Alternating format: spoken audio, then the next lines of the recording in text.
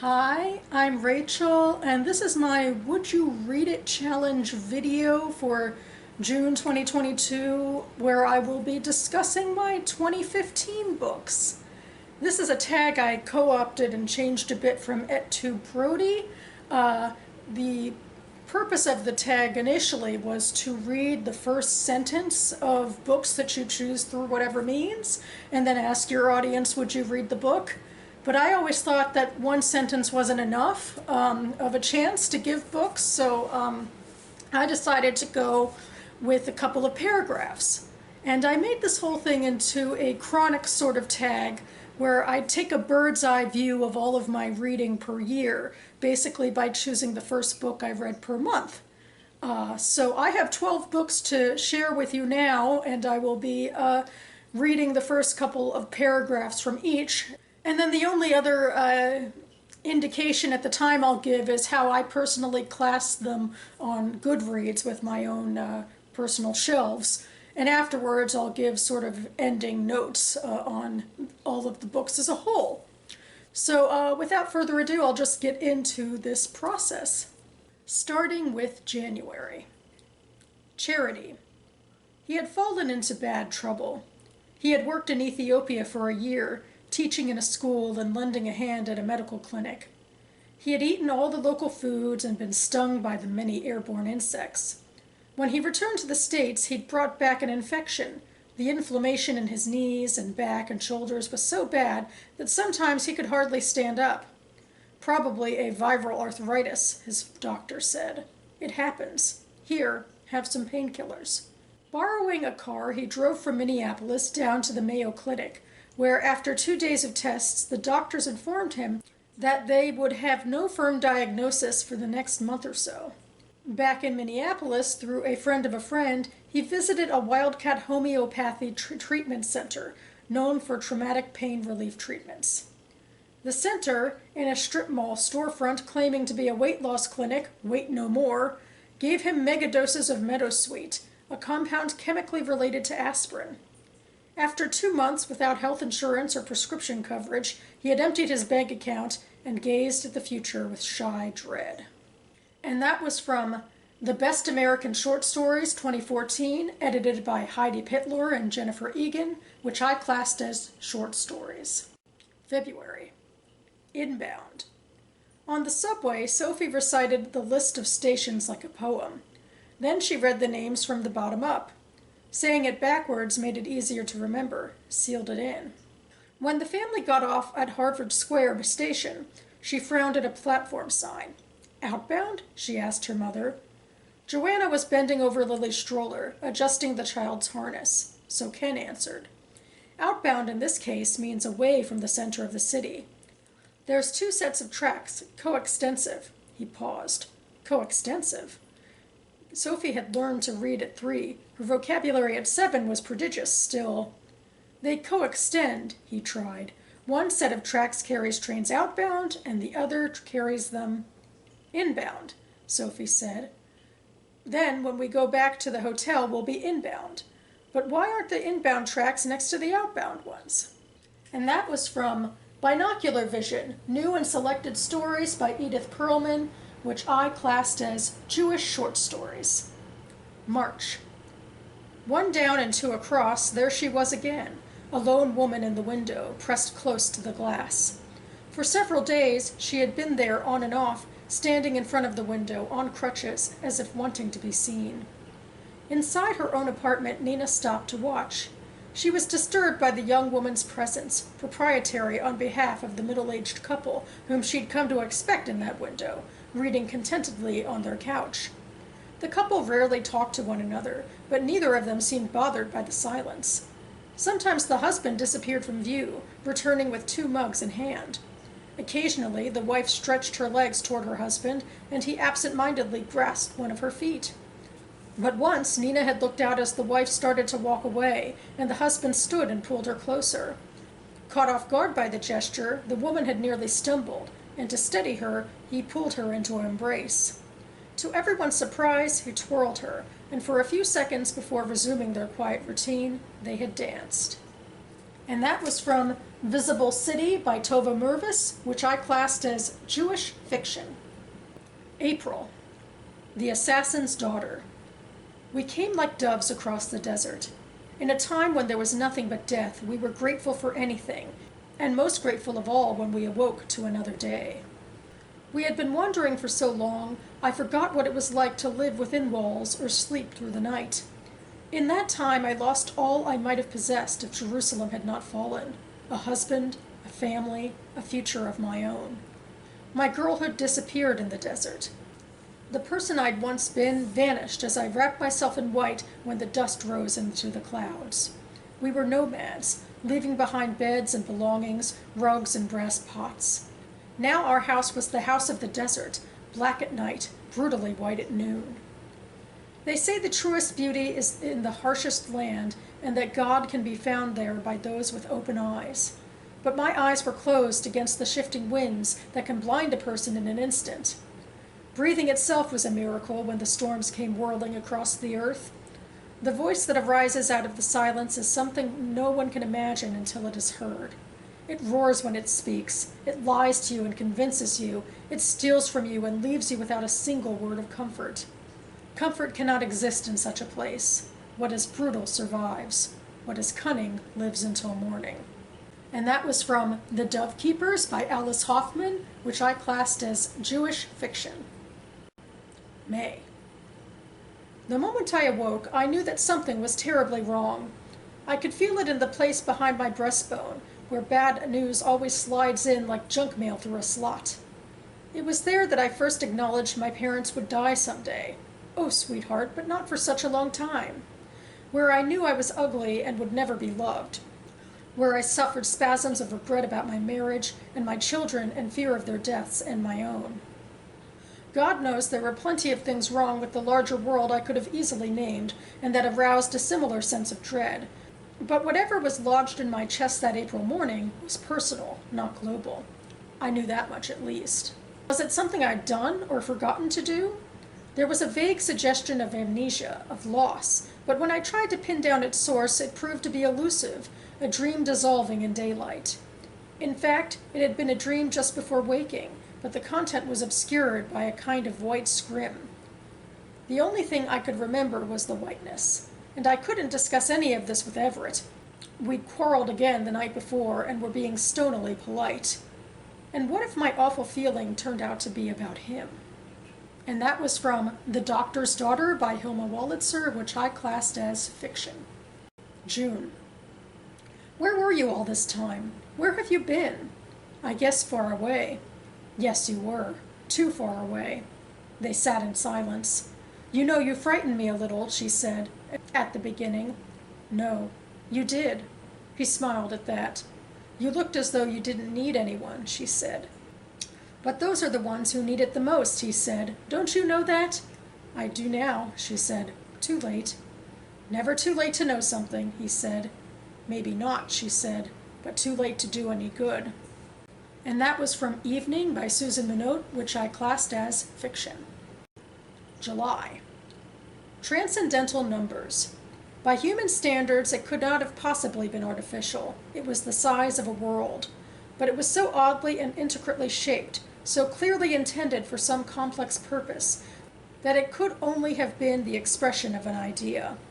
Gliding into polar orbit around the great blue-white star, it resembled one immense, imperfect polyhedron, encrusted with millions of bowl-shaped barnacles.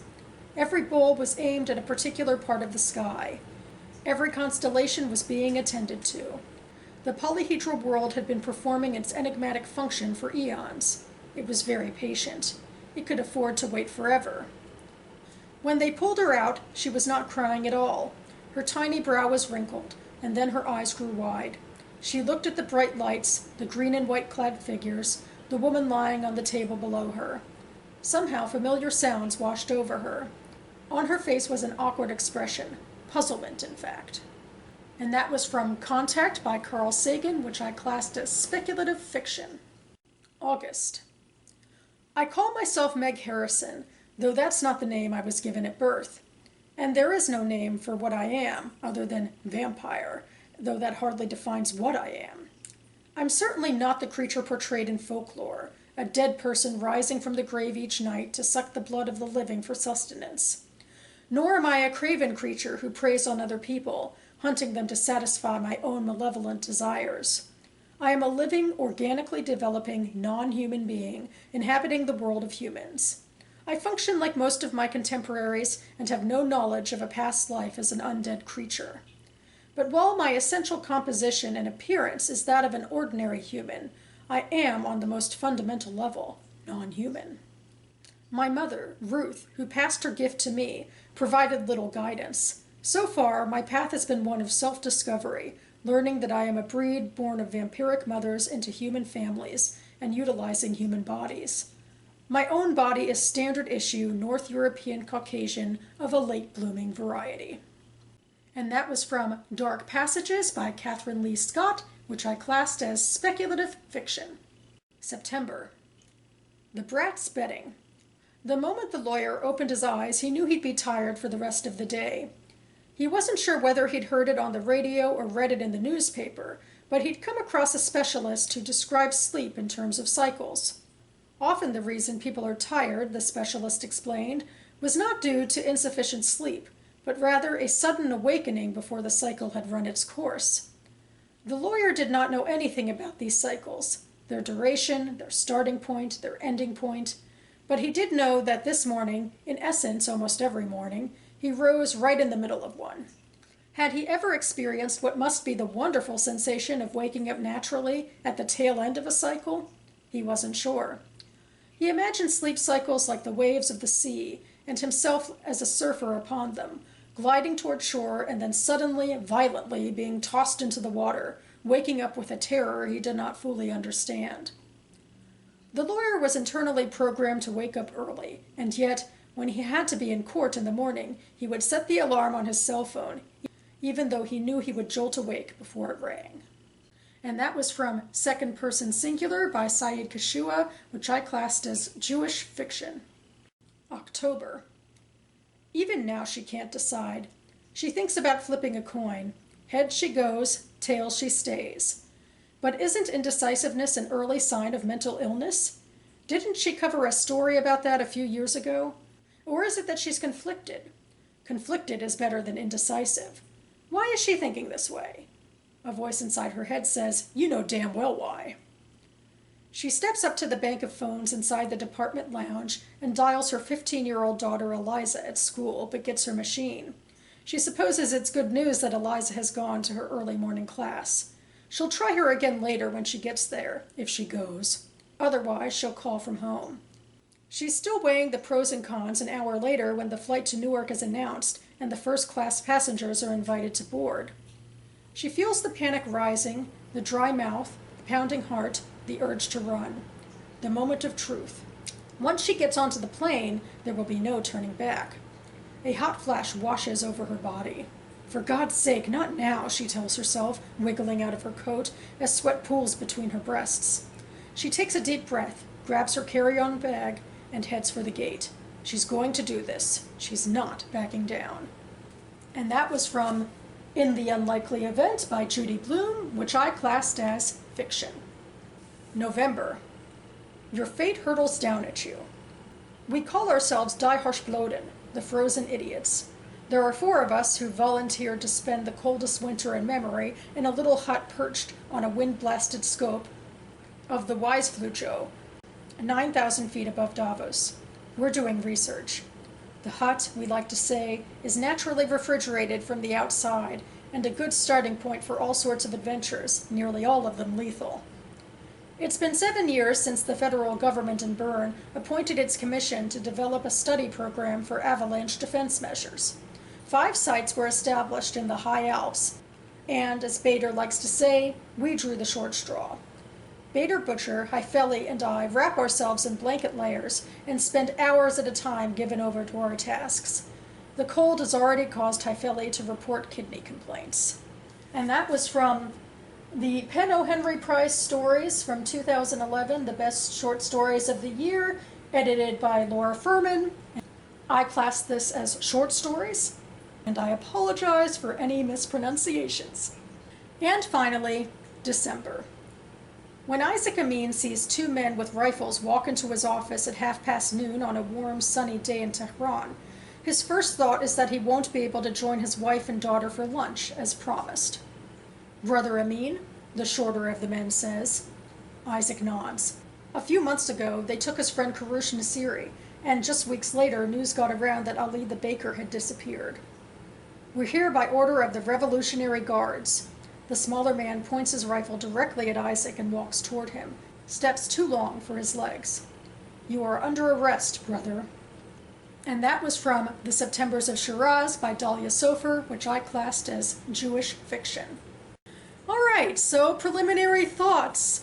My first thought is that there was a lot more short stories this year than several others that I have done. So that's exciting, especially starting with the Best American Short Stories, because for years now, and continuing to this year, that's always one of the first collections that I read to start my new year off with, you know, the most recently published edition.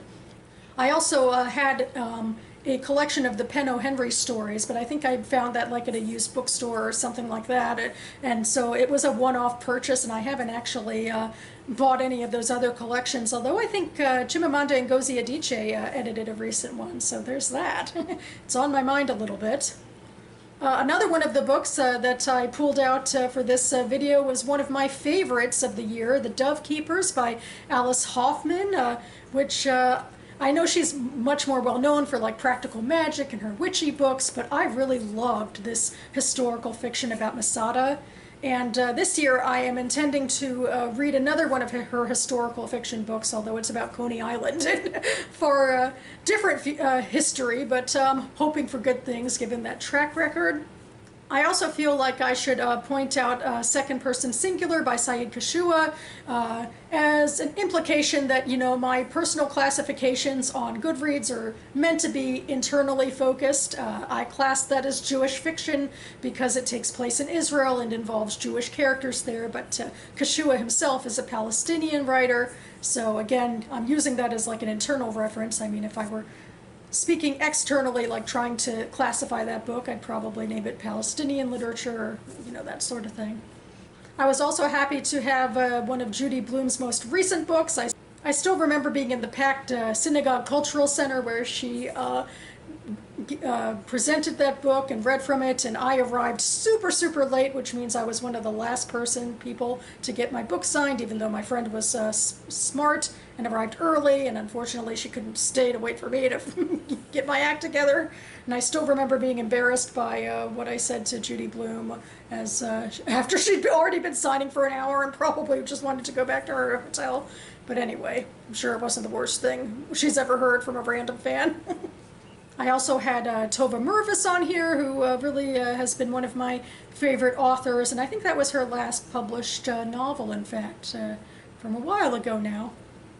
The Septembers of Shiraz was also a favorite of mine, or a 5-star, I believe, of the year, about Iranian Jews shortly after the revolution, and it was a book I read for my book club, which had been, I guess that was probably one of the first books I've read with them, because it's how many years ago it was now. And that book club I kind of grew out of the habit of going to, and I think the person who'd been running it for years recently stepped down, so I'm feeling especially nostalgic about that book and the club and the experience right now.